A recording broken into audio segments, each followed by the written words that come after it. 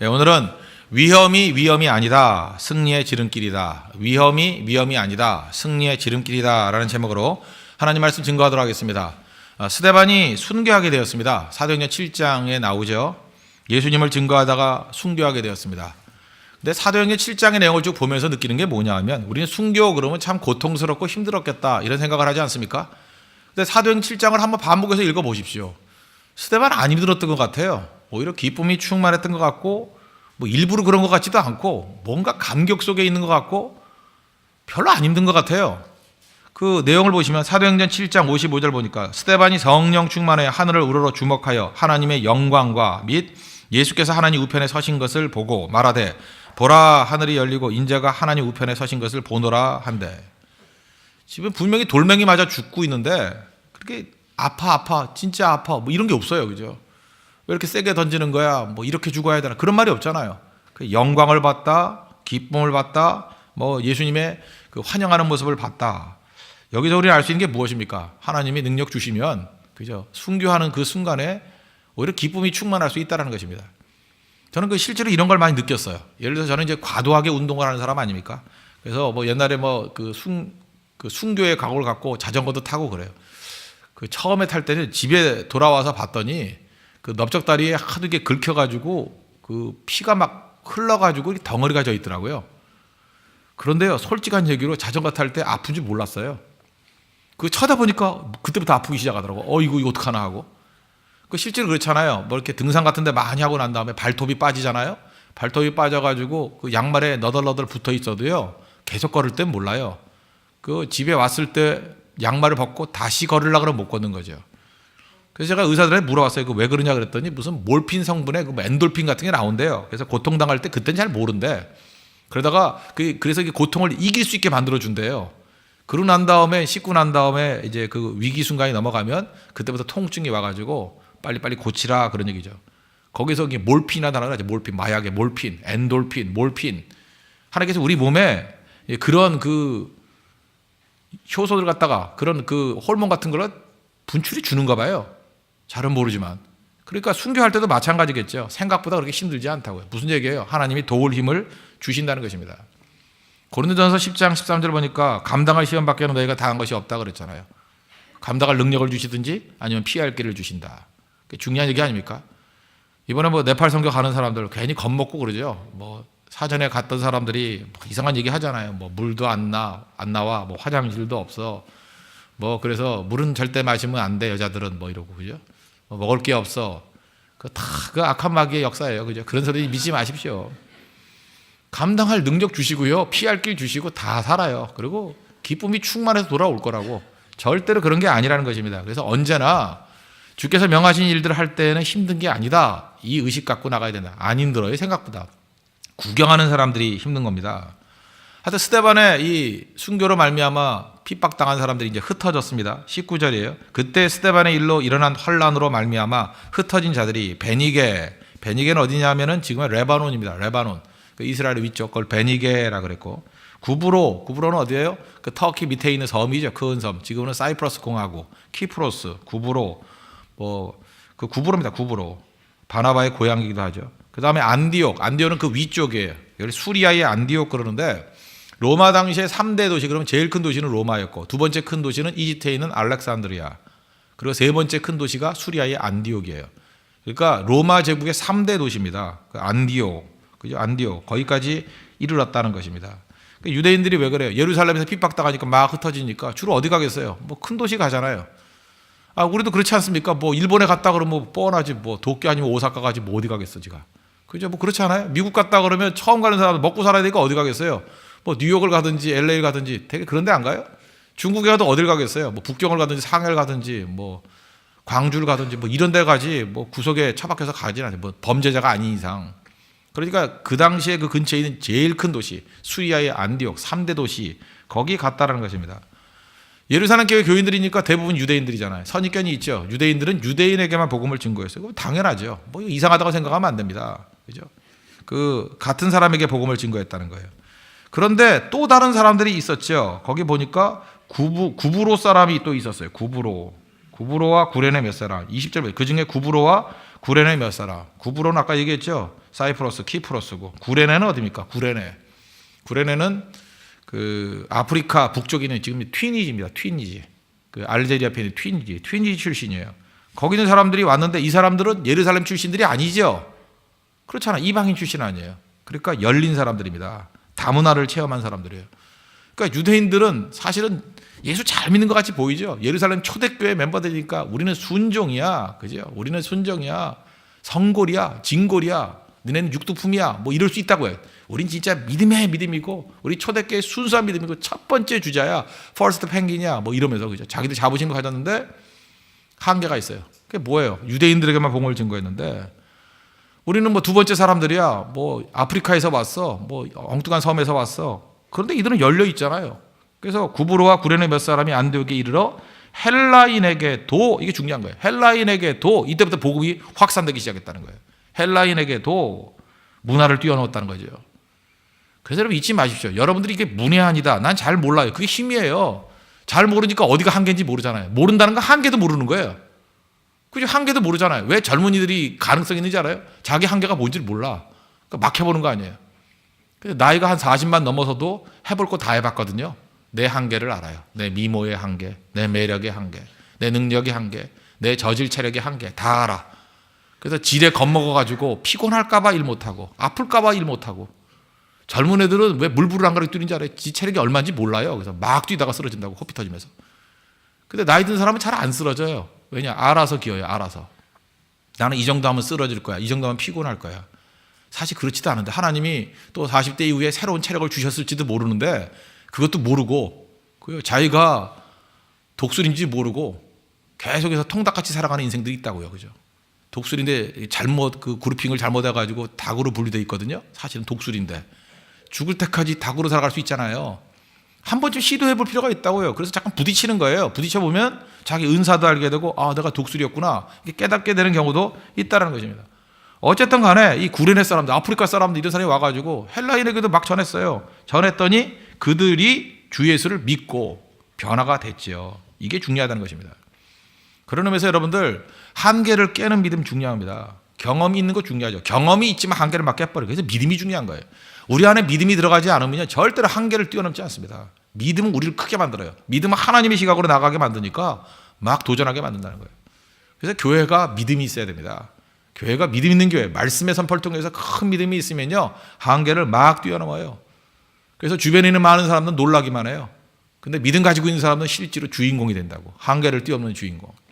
지금도 여러분 무슨 한계가 있습니까? 하나님께서 여러분 주신 능력을 가지고 한계를 다 뛰어넘으십시오. 초대교회 명령이 뭐였냐면 여러분 다 아시죠? 예수님께서 마태복음 28장 마지막 3절 그걸 지상명령 그러잖아요. The Great Commission. 그죠? 가장 큰 명령, 가장 큰 계명, 가장 큰 명령. 예수께서 나와 말씀하여 이르시되 하늘과 땅의 모든 권세를 내게 주셨으니 그러므로 너희는 가서 모든 민족을 제자로 삼아. 모든 민족, all nation, 그죠? 아버지와 아들과 성령의 이름으로 세례를 주고 내가 너희에게 분부한 모든 것을 가르쳐 지키게 하라. 볼지어다 내가 세상 끝날까지 너희와 항상 함께 있으리라. 이걸 뭐라 그래요? 큰 명령. 큰 명령이었는데 초대교회 예루살렘 교회의 특징이 뭐였어요? 큰 명령을, 큰 생략을 했어요. 안 지켰어요. 큰 명령인데 큰 생략. 우리도 그럴 수 있죠. 큰 명령인데 이렇게 빠진 게 있어요. 생략된 신앙이 있어요. 뭐 어떤 사람은 뭐 다 있는데 11조를 생략해 놓은 신앙. 다 있는데 난 11조만은 안 해. 생략된 믿음. 나는 다 하는데 전도만은 안 해. 생략된 그 믿음. 뭐 그런 게 있죠. 나는 다 하는데 봉사만 안 해. 생략된 믿음. 이게 생략된 부분이 있어요. 큰 명령인데 큰 생략. 제일 큰 명령이 그러잖아요. 그게 전도인데, 복음 전도인데 큰 생략이 됐다는 것입니다. 예수님께서 한 번 더 부활 이후에 또 재차 다짐하시잖아요. 사도행전 1장 8절을 보니까 오직 성령이 너에게 임하시면 너희가 권능을 받고 예루살렘과 온 유대와 사마리아 땅끝까지 이르러 내 증인이 되리라. 큰 명령 또 강조하잖아요. 내가 복음 증거하기만 하면 하나님의 축복의 마스터키가 뭐라 그랬어요? 임마누엘. 내가 너희와 함께 하리라. 너희와 함께 하리라. 복음 증거할 때 그런 능력이 임하잖아요. 근데 이걸 큰 생략해 버렸다는 거예요. 그래서 오늘 두 가지 적용을 하겠습니다. 첫째는 하나님의 복음 증거의 명령이 큰 명령이기 때문에 우리 신앙생활 하면 다 느낄 거예요. 복음을 전하지 않으면 편하지가 않아요. 나만 그러냐? 아니에요. 모두 다 그래요. 예수를 믿잖아요. 믿고 난 다음에 다 즐거운데 전도를 하지 않으면 일단 편하지가 않아요. 왜 편하지가 않냐? 하나님이 그렇게 만드셨어요. 복음 증거하지 않고 편한 사람, 여러분 예수 믿는 거 아닙니다. 여러분 안에 성령이 역사하는 게 아니에요. 딴 영이 역사하는 거지. 절대로 그래요. 모든 사람이 다 그래요. 예수 믿는 크리스찬들은요, 복음 증거하지 않으면 일단 편하지 않아요. 그래서 여러분들 좀 편안한 신앙생활 하려고 그러면 자꾸 전도해야 됩니다. 전도하면 편해져요. 이번에 우리 네팔 선교 27명 갔다 오고 난 다음에 한번 토요일날 얼굴을 보세요. 굉장히 편안해져 있을 거예요. 왜 그러냐? 뭐 마지못해 가던 끌려갔던 어쨌든 간에 복음 증거했으니까 편안함, 평안이 뭐가 평안이. 그래서 전도하지 않는 성도는요 다 찜찜합니다. 마음에 뭐 찜찜하고 뭔가 캥겨 있고 소화가 안 되는 것 같고 잠깐 소화제 먹고 그런다고요. 편안하지 않아요. 불안해요. 전도하지 않으면 하나님이 주시는 이상한 불안이 있어요. 왜? 큰 명령이기 때문에. 큰 명령을 수행하지 않는데 어떻게 편안하겠어요? 요나하고 똑같다고요. 요나가 니느웨에 가서 복음 증거하라 그랬잖아요. 큰 명령 받았는데 다시스로 도망치는 배에 탔어요. 편안해요? 편안하지 않았어요. 그러니까 불안하니까 잠을 자지. 잠을 자다가 자기 도둑놈이 지발저린다고 풍랑이 막 일어나니까 자수하잖아요. 자수? 저 때문에 그래요. 저 때문에. 얼마나 힘들면 그런 얘기예요. 저 때문에 그래요. 나를 바다에 집어 던지면 풍랑 잔잔해질 겁니다. 나 집어 던지세요. 나를 들어 바다에 집어 던지라. 다 그 요나 같은 멘탈리티가 다 있다고. 그죠? 다시스로 도망가는 그 마음. 그래서 불안한 거예요. 편하지가 않는 거예요. 그래서 성도들을 편안하고 행복하게 만들려고 그러면 목사가 해야 될 일이 뭐냐? 성도들을 하여금 전도하게 만들어야 돼요. 전도하면 기쁨이 충만하고요. 감격이 있고요. 야, 이게 사는 맛이구나 하고 일어서게 된다는 것입니다. 누가복음 10장 17절 보니까 70인 예수님이 보내셔가지고 전도시켰잖아요. 70인이 기뻐하며 돌아와. 그것만 딱 포인트 잡으세요. 70인이 죽도록 복음 증거하고 난 다음에 돌아와서 어땠다고요? 기뻐하며 돌아왔대요. 기뻐하며. 이게 성령이 주시는 기쁨이에요. 또 반대로 전도하지 않으면 성령이 주시는 불편함이 있다는 것입니다. 그런 의미에서 우리 한 사람 한 사람 계속해서 복음 증거하는 일에 평생 헌신하는 우리 믿음의 종 되길 바랍니다. 여러분 기쁘기를 원하십니까? 전도하십시오.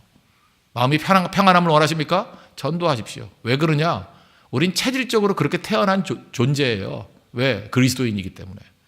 그래서 이 말씀 꼭 잊지 말고 뭔가 불편하다, 힘들다 그러면 전도에 힘쓸 줄 아는 우리 믿음의 종 되기를 바랍니다. 두 번째 적용인데 복음을 전하지 않으면 불편하다. 그럼 뒤집어. 복음을 전하면 어떤 일이 벌어지냐? 기쁨이 있다 뿐만 아니라 주의 손이 함께합니다. 주의 손이 함께해요. 그래서 주님의 손이 함께하는 걸 체험하길 원한다? 그럼 복음 전도해야 되네. 주의 손이 함께한다. 이게 뭐예요? 주님의 능력이 함께한다. 주님의 은총이 함께한다. 주의 도우심이 있다. 그걸 주의 손으로 얘기하잖아요. 주의 손이 함께한다. 21절 보십시오. 주의 손이 그들과 함께 하심에 수많은 사람들이 믿고 주께 돌아오더라. 그러니까 하나님 나와 함께 해주세요. 주의 능력의 손을 체험하길 원합니다. 그러면 뭐 제일 빠른 지름길이 뭔지 알아요? 복음 전도예요. 전도할 때 하나님의 능력이 그냥 폭포수같이 부어져요. 찌릿찌릿해지고. 사실 목사에게 주시는 최고의 축복이 뭔지 아십니까? 다른 축복이 아니에요. 날마다 복음 증거해야 되잖아요. 복음 증거해야 되니까 그때마다 부어주신 성령의 능력을 체험하는 거예요. 그 얼마나 능력이 있는데. 특별히 복음 전도할 때 그죠? 성령이 부어주시는 능력이란 건 어마어마해요. 그 체험. 그게 특권이죠. 특권. 그렇다고 그러면 목사만 왜 그걸 누려요? 여러분도 누려야지 같이. 복음 증거하면 똑같은 성령의 기름 부음이 있다는 것입니다. 마가복음 16장 마지막 절 20절 보니까 제자들이 나가 두루 전파할세. 전도했습니다. 주께서 함께 역사하사. 언제 역사해요? 나가서 두루 전파할세. 주께서 함께 역사했다는 것입니다. 그러니까 수없이 많은 무리들이 주께로 돌아오죠. 그래서 교회는 반드시 부흥하게 돼 있어요. 왜 부흥하게 돼 있죠? 하나님이 함께 하니까 부흥하게 돼 있죠. 주의 손이 함께 하는데 어떻게 부흥이 안 돼요? 성령이 하시는 일인데. 근데 교회가 부흥을 못하고 있다라는 건 사실 이유가 뭐예요? 큰 명령을 큰 생략으로 대체해버리니까 능력이 없는 거죠. 간단하다고요. 교회는 결대로만 믿으면 돼요. 그냥 주님이 하라면 하고 가라면 가고 주님이 큰 명령이라 하면 큰 명령으로 받아들이고. 근데 주님은 큰 명령이라 그러는데 우리는 큰 생략이라 그러고 책에서 든다 그러고 취사 선택하고 나는 뭐 그렇게는 안 믿을 거예요. 뭐 그런 사람 있잖아요. 난 그렇게 믿는 게 싫어요. 지가 결정하나? 믿는 거 자기가 결정해요? 그러면 내가 복음이죠. 마가, 마태, 마가, 누가, 내가, 그죠? 내가 복음.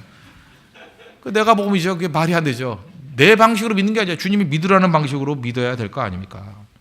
그래서 11장 24절 보니까 큰 무리가 죽게 더하더라. 큰 무리 잊지 마세요. 큰 무리. 26절 보니까 큰 무리를 가르쳤고, 언제나 주의 손이 함께할 때는 다 큰 무리였어요. 큰 무리. 박해 상황 속에서도 큰 무리였다고. 근데 뭐 일반적인 상황에서 말할 것도 없죠. 항상 큰 무리가 임하더라. 전도하는 교회 치고 부흥 못하는 교회 봤어요? 다 부흥하죠. 참 묘해요. 간단해요. 교회 부흥하는 비결이 뭐냐? 전도하면 돼요. 맞죠? 근데 한참 부흥하던 교회인데 뭐 정체가 돼 있다. 한번 가봐요. 가보면 이상해. 강단에서도 전도 설교 절대 안 하고요. 성도들도 전도 입에도 말 안 하고요. 그랬던 교회도 있어요. 역사가 그래. 역사가 항상 교회 부침을 보면은 부흥할 때 보면 간단하게 전도했다고요. 전도하니까 부흥. 상식 아니에요? 전도하니까 부흥하고 전도 안 하면 침체하고. 너무 뻔한데 전도 안 하면서 부흥을 구하고 있어요. 그 사실 논리가 안 맞잖아요. 간단한 겁니다. 큰 명령이 전도잖아요. 큰 명령. 큰 명령은 큰 생략이 아니라 큰 순종으로 나아갈 때 능력의 역사가 나타나기 시작한다는 것입니다. 그리고 상황 넘어 따질 거 없어요. 하나님께서 우리를 도와주시니까. 왜? 우리 주의 손이 함께 하기 때문에.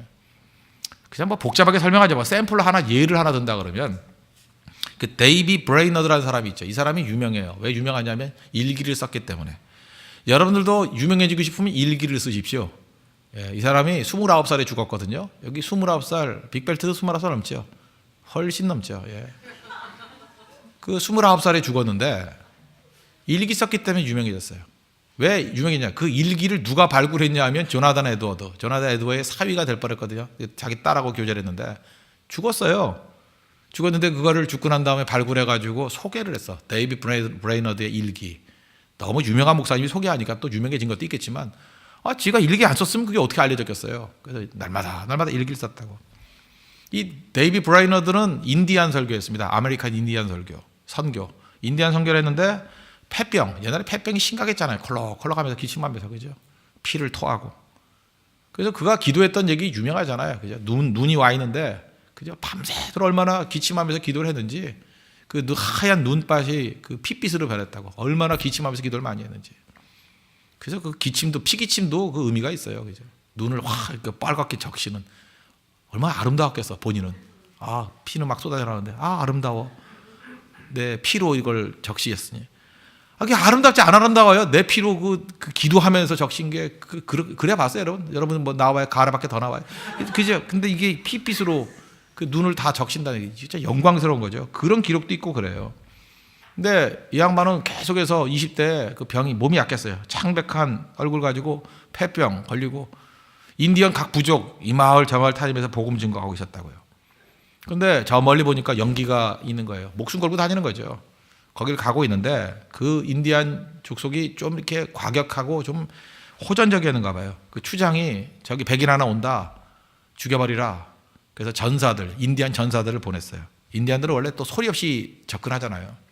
근데 데이비 브레이너드는 뭐 훈련받은 사람이 아니니까 누가 오는지도 모르죠. 그때 엎드려서 기도하는 거예요. 저 연기나는 저 마을에 가서 내가 예수 그리스도의 십자가의 복음을 증거하기를 원합니다. 꼭 열려서 부흥이 일어나기를 원합니다. 복음 받아들이기 원합니다. 이렇게 기도를 했다는 거예요. 간절히 기도했다. 근데 벌써 그 인디안 전사들은 숨어서 포위하고 있었어요. 이제 기회만 되면 가가지고 도끼를 내리쳐 죽이려고. 그런 상황이 되었다는 것입니다. 데이비 브레이너드는 전혀 상황이 안 됐어요. 근데 엎드려 기도를 하고 있는데 이제 인디안들은 쳐다보고 있고. 근데 갑자기 독사 한 마리가 나오더라는 거예요. 독사 한 마리 나오더니만 이렇게 고개를 탁 들고, 알죠? 이렇게 탁 하는 거. 탁. 그죠? 쳐다보는데 그 인디안들은 알죠. 그 뱀이 얼마나 지독한 독을 갖고 있는 독사인지. 딱 쳐다보고 있는데 뭐 데이비 브레이너드는 뭐 신경 안 쓰죠. 원래 믿음 있는 사람들은 상황에 별 관심이 없잖아요. 그죠? 하나님이 도와주시니까. 그냥 계속 기도만 하고 있었다는 거예요. 그러니까 데이비 브레이너드는 기도하고 있고 독사는 이러고 쳐다보고 있고, 두 개 영적 싸움 같이 보이죠. 그죠? 기도하고 독사는 쳐다보고. 그 말도 코앞까지 와가지고 딱 있더라는 거예요. 모르고 기도하는 거죠. 주여 그러다가 하면 또 뱀이 싹 피하고 뭐 이렇게 되는 거예요. 그죠? 그렇게 대치하는 상황이었는데 갑자기 이렇게 데이비 브레이너드 얼굴 앞에 딱 이렇게 그 고개를 들고 있던 뱀이 어느 순간인가 이렇게 힘이 탁 풀리면서, 그냥 뱀은 꼬리가 없으니까 꼬리를 내렸다가 말하기도 힘들고, 그죠? 이렇게 고개를 숙이면서 그냥 갑자기 기가 죽어서 가더라는 거예요. 인디안들이 그걸 보고 깜짝 놀랐대요. 자기들이 뱀 성격 잘 알거든요. 저 뱀이 저럴 성격이 아닌데, 저 인격이 아니죠. 저 뱀격이 저러는 게 아닌데 어떻게 그거 물지도 않고 그냥 가느냐. 그거 보고 깜짝 놀라가지고 쳐다보던 인디안들이 충격을 받은 거예요. 저 사람 건드렸다가는 큰일 난다. 저 사람 보통 사람 아니다. 그리고 이게 유유상종이라고, 뱀이 고개 숙이고 물러가듯이 자기들도 고개 숙이고 물러와 버렸어요. 추장한테 와가지고 그 사람 범상한 사람이 아닙니다. 뱀이 이게 물라고 그랬는데 뱀도 힘을 잃어버리고 가버리더라고. 그래서 우리도 힘을 잃어버리고 돌아왔다고. 그 다음날 아침에 데이비드 브레이너드가 그 마을에 들어갔어요. 들어가자마자 추장부터 시작해가지고 모든 사람이 다 나가서 환영해 주는 거예요. 하나님의 영이 함께하는 사람이다. 당신 보통 사람 아니다. 대환영을 했습니다. 그래서 그 마을이 변화되었다라고 하는 얘기가 그의 일기에 나와요. 그죠? 그 대단한 얘기 아니에요? 잘 보세요. 위험이죠. 위험이 아니죠. 위험이 복음 증거의 지름길이 되더라는 것입니다. 그렇다 그러면 이게 그때 가서 이 데이비드 브레인더가 증거했던 말씀이 본문만 나와요. 이사야서 53장 5절. 그가 찔림은 우리의 허물 때문이요 그가 상함은 우리의 죄악 때문이라. 그가 징계를 받음으로 우리가 평화를 누리고 그가 채찍에 맞음으로 우리는 나음을 받았도다. 우리는 다 양 같아서 그릇 행하여 각기 제 길로 갔거늘 여호와께서는 우리 모두의 죄악을 그에게 담당시키셨도다. 이 본문 갖고 설교할 내용 뻔하죠. 예수님의 십자가 증거했다는 거예요. 그 인디언 마을이 변화가 됐죠. 복음 들고 다 주께로 돌아오게 됐다는 거예요. 이게 주의 손이 함께하는 자의 모습입니다. 우리 선교팀들 이 모습 가지고 나가야 돼요. 우리가 뭘 준비할 겁니까? 뭘 상황을 준비해요? 뭐 밤낮 뭐 인터넷 뒤져가지고 네팔 날씨 어때요? 뭐 덥대요 목사님. 뭐 두꺼운 옷 필요 없어요. 뭐 필요해요? 뭐 이번에 가가지고 히말라야 뭐 화장품 통째로 사와야지. 뭐 이런 거나 올리고 뭐 장사꾼이에요? 그거 사오게? 한두 개 사도 뭐 립스틱 50개를 사오고 뭐 주문 받아요 뭐 이런 거나 올리고. 물론 괜찮아요. 갈 때는 더 중요한 게 뭔지 알아요? 엎드려 기도하는 거예요. 엎드려. 그죠? 하나님 앞에 간절히 기도할 때 우리가 상황을 컨트롤 못 하잖아요. 상황 분석해서 뭐 할 거예요? 아무리 덥다 그러더라도 뭐 오늘 가자마자 오늘부터 뭐 영하 10도 될 줄 알아. 하나님이 하시려고 못해요 그거? 히말라야에 있는 그 눈덩이만 굴려도 그냥 금방 추워지겠지. 안 그래요? 또 춥다가도 하나님께서 그죠? 뜨거운 바람 보내주시면 반팔로도 더워서 어이 더워 그럴 수도 있는 거고. 저는 그렇게 기도했어요. 하나님 내가 옷 가지고 가는 만큼만 온도 주세요. 그렇게 기도했다고 그죠? 무섭죠? 예, 그렇게 사는 거예요. 그렇게 하나님께서 온도를 주관해 주세요.